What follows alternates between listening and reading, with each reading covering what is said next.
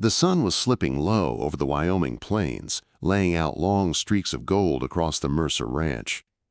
Caleb worked in silence, leading the last few head of cattle toward the barn. Their slow, heavy steps and the occasional lowing were the only sounds aside from the wind.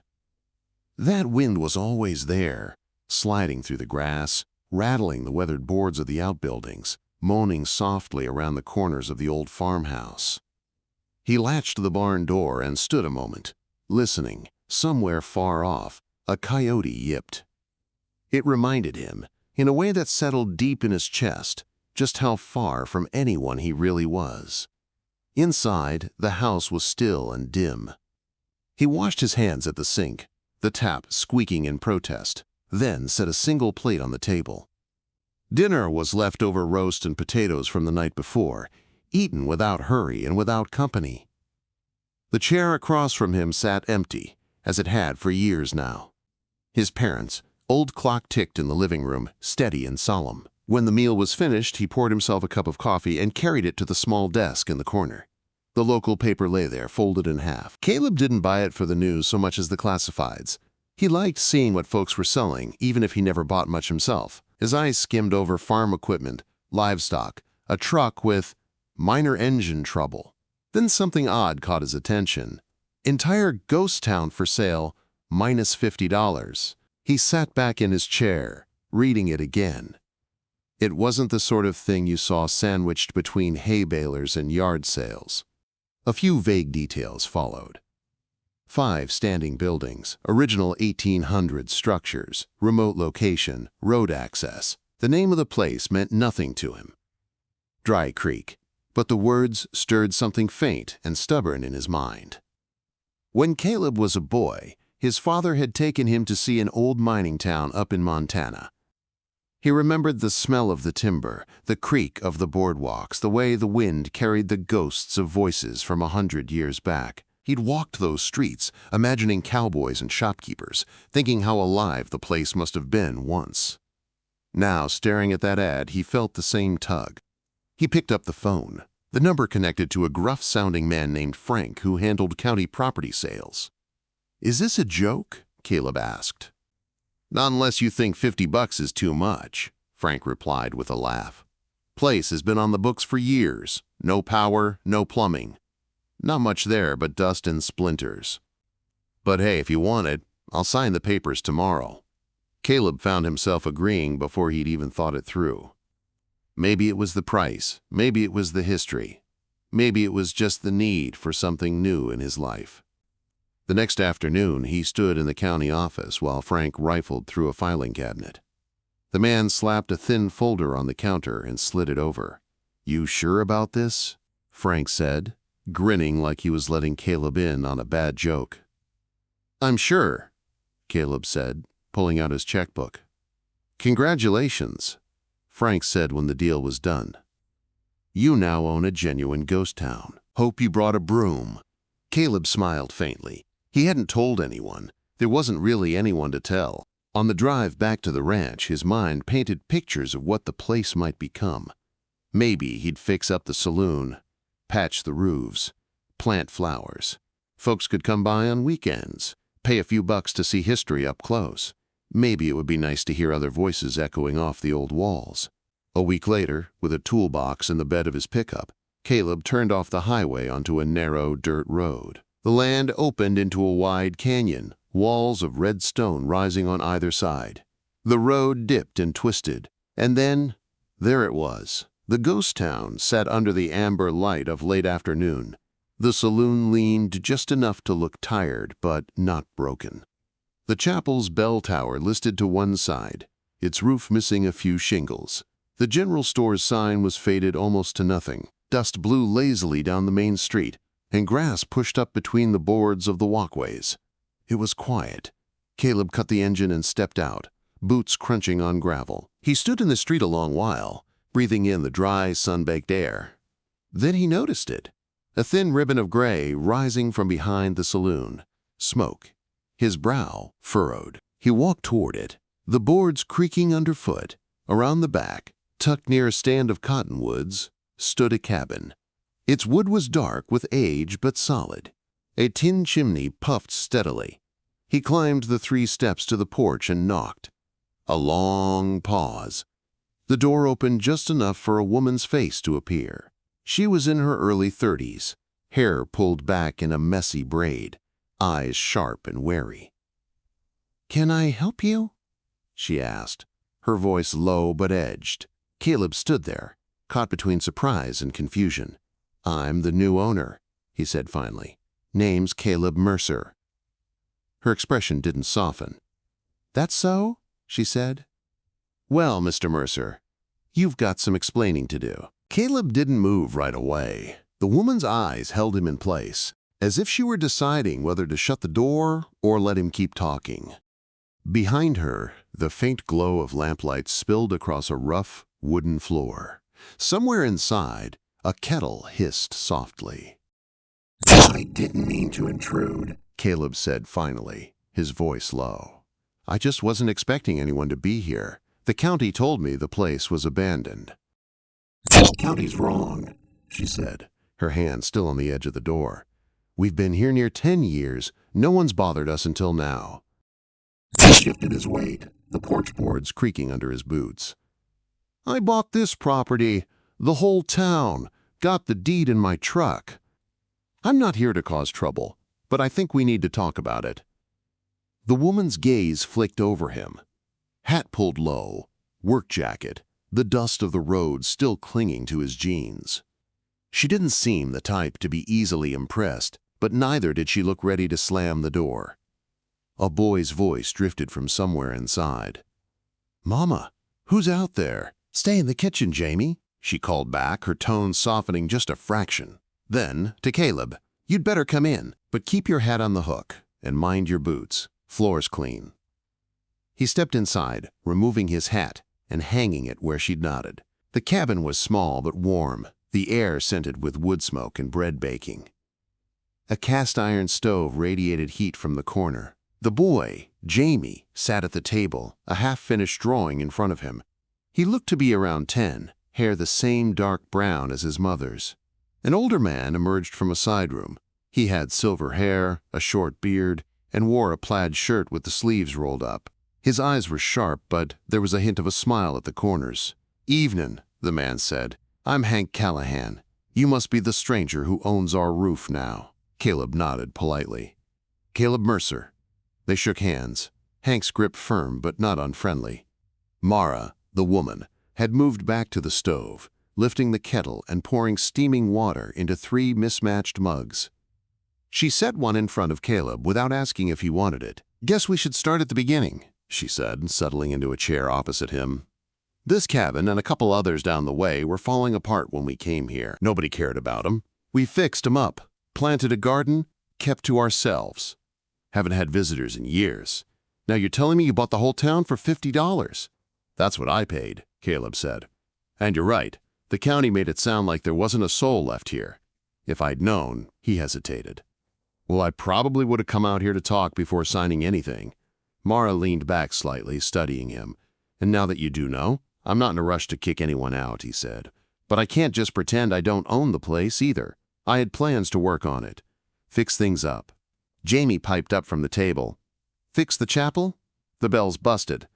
Grandpa says it's been that way forever." Caleb turned to him, surprised by the boy's directness. "Maybe. I know a thing or two about repairing roofs and beams." Hank chuckled. "Careful, son. If you get him started, he'll have you hauling shingles by morning." Mara's mouth twitched, almost a smile, but she caught herself. "We get by fine here. Don't need someone telling us how to run our home." "I'm not here to run it," Caleb said, "but maybe there's a way we can both have what we need." There was a long silence, broken only by the crackle of the fire. Caleb sipped the tea. It was strong, with a hint of mint. He realized he was tired from the drive, and more than that, from the strange weight of this meeting. He had expected dust and empty rooms, not people with roots sunk into the soil. "Where are you staying?" Hank asked. "I figured I'd bed down in the saloon," Caleb said. "Looks solid enough, at least for a night." Mara raised an eyebrow. "Roof leaks when it rains. And watch the third step on the porch. It'll drop you faster than a mule." "I'll keep that in mind," he said. They finished their tea in a quiet that wasn't entirely uncomfortable. When Caleb stood to leave, Jamie followed him to the door. "Do you have cows?"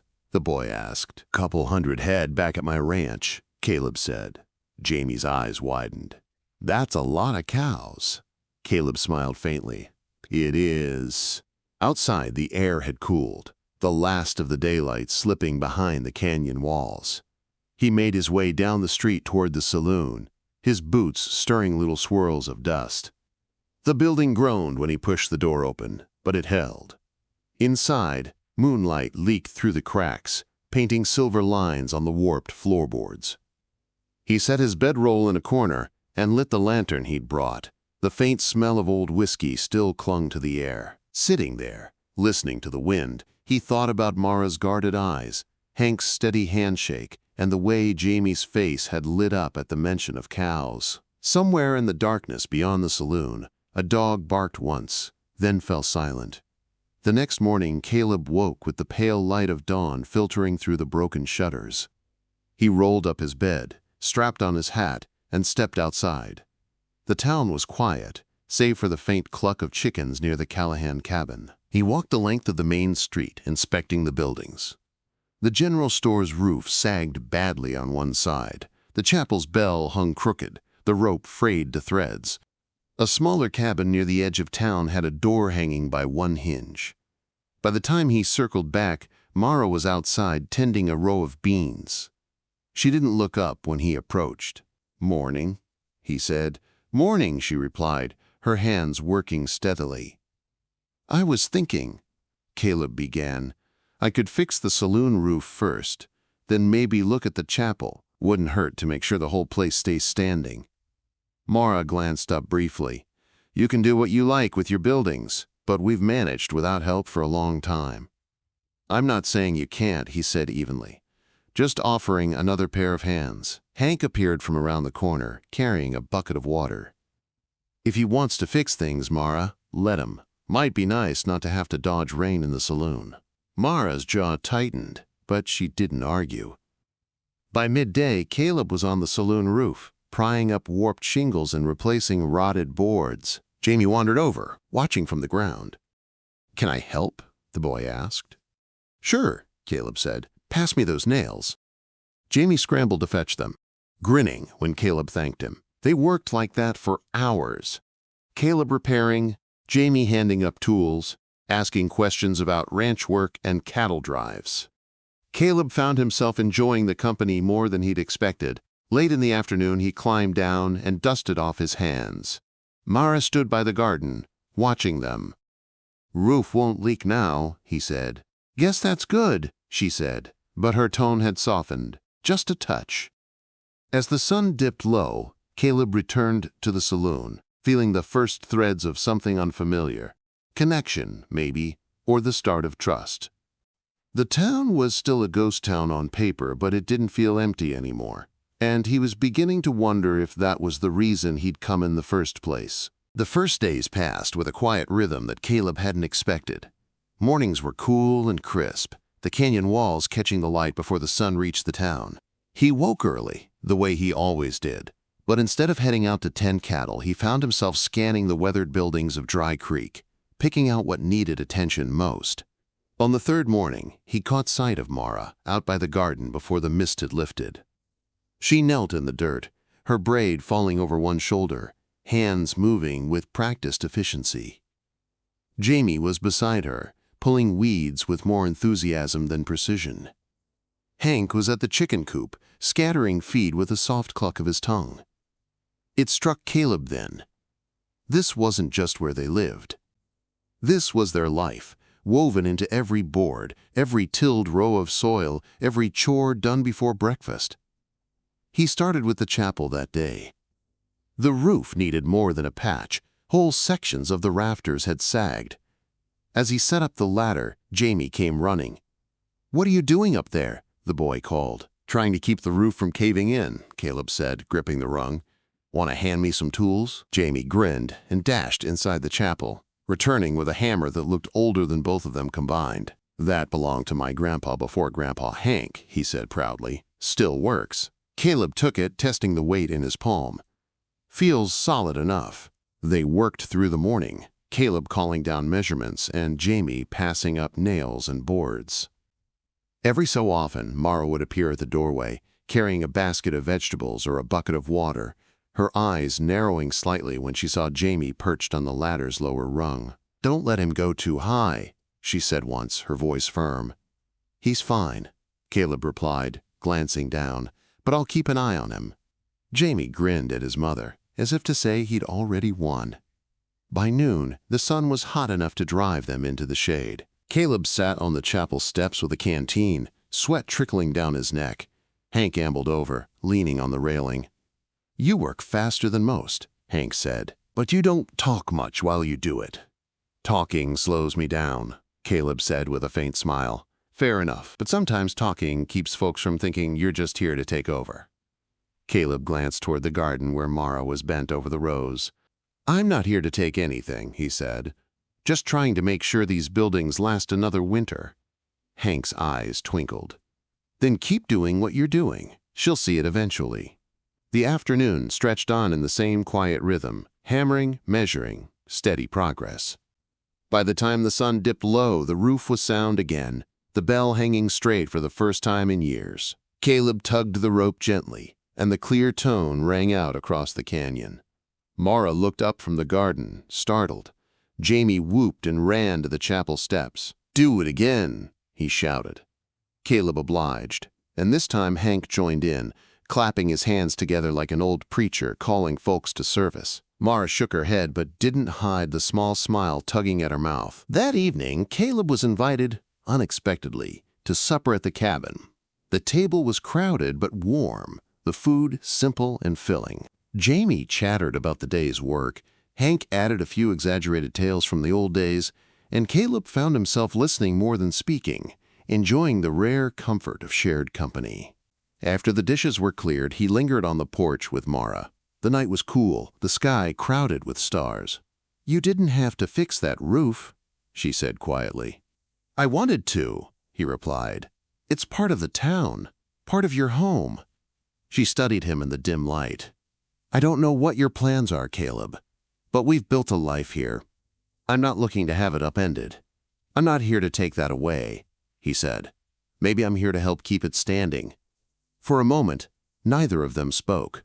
The wind moved softly through the cottonwoods, and somewhere in the distance, an owl called. Mara's gaze held his a second longer before she nodded. "We'll see." The days that followed blended into a rhythm they all seemed to fall into, without speaking of it. Caleb repaired the general store's roof, shored up the leaning porch of the saloon, and mended the door on the abandoned cabin at the edge of town. Jamie was never far from his side, peppering him with questions about cattle brands, fence building, and life outside the canyon.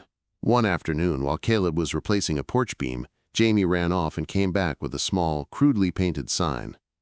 "What's that?" Caleb asked, wiping sweat from his brow. "It's for the saloon," Jamie said proudly. The letters were uneven, the paint smudged, but it read, "Dry Creek Saloon," in bright red. Caleb took it, weighing the rough wood in his hands. "Looks good. Let's hang it where everyone can see it." Jamie's grin nearly split his face. By the time autumn began to touch the canyon with gold, the town looked different. The repairs were small in the grand scheme, but they made the place feel alive again. Mara spoke to Caleb more easily now, sometimes even with a trace of humor in her voice. Hank began bringing him old maps and photos, pointing out where buildings once stood, telling stories of the town's past.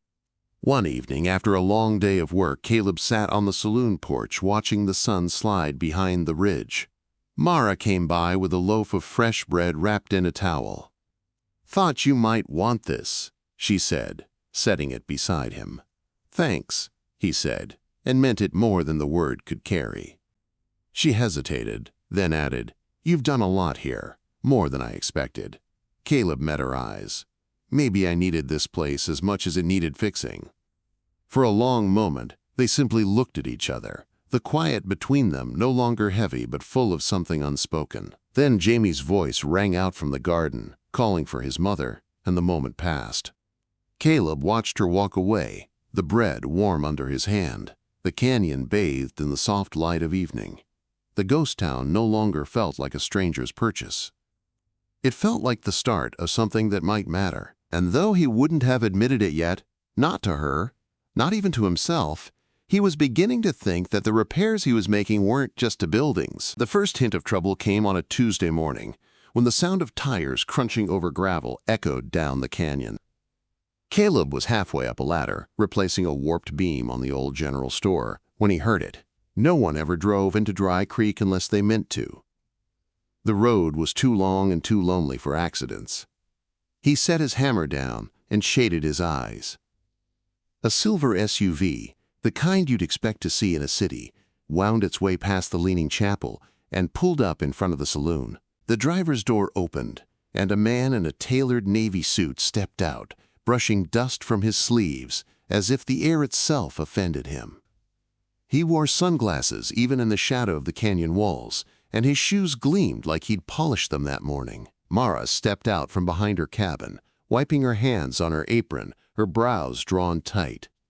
Hank emerged from the chicken coop, standing still as he watched the stranger. Jamie, curious as always, ran toward the street until Mara's voice snapped him back to her side. The man's smile was broad and practiced as he approached Caleb's ladder. "Mr. Mercer?" he asked, voice smooth and carrying. "That's me," Caleb said, climbing down slowly. The man extended a hand. "Trevor Hayes. I represent a development group out of Denver. I've been looking for you." "Found me," Caleb said, shaking his hand briefly. "What's your business?" Hayes glanced around the street, his smile widening as though he were admiring a prize he'd already won. "We've had our eye on this property for years. Imagine my surprise when I learned it sold last month. For a song, no less. Congratulations on the bargain." Caleb said nothing, letting the silence stretch. Hayes pressed on. "Here's the thing, Mr. Mercer. My company is prepared to make you an offer, today, that will solve every financial worry you've got for the rest of your life. We're talking serious money. 7 figures. Mara shifted beside her cabin, crossing her arms. Caleb felt her eyes on him, though she didn't speak. "What would you do with it?" Caleb asked, evenly. "Turn this place into something it's meant to be. A destination resort. Luxury cabins, a spa, trails for horseback riding. All the charm of the Old West, without the dust and decay. We'd keep a few of the buildings for show, of course." Caleb looked past Hayes to the chapel's fresh roof, to the saloon porch Jamie had helped him mend. "And the people who live here?" Hayes gave a small, polite shrug. "We'd offer relocation assistance, of course. Generous packages. They'd be set up somewhere better. Everyone wins." "Not everyone," Caleb said. Hayes smiled again, but there was something sharper beneath it now. "Think about it. This is the kind of offer you don't see twice." He reached into his jacket, pulling out a card. "Call me before the week's out." Caleb took the card but didn't look at it. Hayes returned to his SUV, dust rising in his wake as he drove off the way he'd come. The canyon felt too quiet once he was gone. Mara was the first to speak. "That man's trouble." "I can handle him," Caleb said. "Can you?" "Because I know his kind." "He won't take no for an answer." "And you—" She stopped, her voice catching for just a second before she turned away. "You might decide his money's worth more than this place." "I'm not selling," Caleb said. She glanced back at him, her expression unreadable. "People say that until the check is in front of them." Hank walked up, wiping his hands on his jeans. "Best keep your wits about you, son. A man like that sees this canyon as dollar signs, not a home." Caleb nodded, but as he returned to his ladder, he could feel Mara's doubt hanging in the air between them. That night, he couldn't sleep. He sat in the saloon with the lantern burning low, Hayes' business card on the table. 7 figures. He'd never seen that much money in his life. It would pay off the ranch, replace every fence, buy new equipment. He could hire hands instead of working himself into the ground. But every time he thought about it, his mind returned to Jamie's laugh echoing in the street, To the way Mara's voice softened when she spoke to her father, to the feel of the chapel's bell rope in his hands when it rang out clear for the first time in decades. He wasn't sure what that was worth, but he knew it wasn't something you could buy. The days that followed were tense. Mara spoke to him only when she had to, her words clipped and cool. Jamie still sought him out, though even he seemed to sense something had shifted. Hank was steady as always, but Caleb caught the older man studying him more than once, as if weighing what kind of man he truly was. Late in the week, Hayes returned. This time, he didn't bother with pleasantries. "I've got the paperwork in my car," he said, stepping out into the dust with his sunglasses catching the morning light. "We can have this wrapped up in under an hour, wire transfer straight to your account." "No," Caleb said before the man could say more. Hayes's smile faltered. "At least hear me out." "No," Caleb repeated, his voice steady. "This isn't for sale." Hayes's jaw tightened. "You're passing up the kind of opportunity most men dream of." "Maybe," Caleb said, "but I'm not most men." For a long moment they stared at each other. Then Hayes slid his sunglasses back into place. "Suit yourself, but when you change your mind, and you will, you know how to reach me." He left without another word, the SUV's engine echoing off the canyon walls until it was gone. When Caleb turned back toward the cabins, Mara was standing in her doorway. "You meant it," she said quietly. "I meant it the first time," he said. Her expression softened, though she didn't smile. "All right." She stepped back inside, leaving the door open just a little longer than necessary. Caleb walked down the street, the air crisp in his lungs, and for the first time since Hayes had appeared, he felt the knot in his chest loosen. The town wasn't just his on paper. It was his to protect. And now, maybe, she knew that too. The canyon was quiet after Hayes's departure, but the quiet was different now. It wasn't the stillness of suspicion or doubt. It was the calm after something had been decided. Caleb went back to his work on the saloon porch, replacing the last of the warped planks. Each strike of the hammer felt surer, cleaner, as though every nail was an anchor keeping the place in their hands. Jamie wandered over in the afternoon, a canteen slung over his shoulder. "Mom says you've been out here all morning without a break."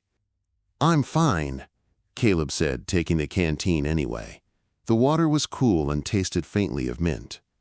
Mara's doing, no doubt.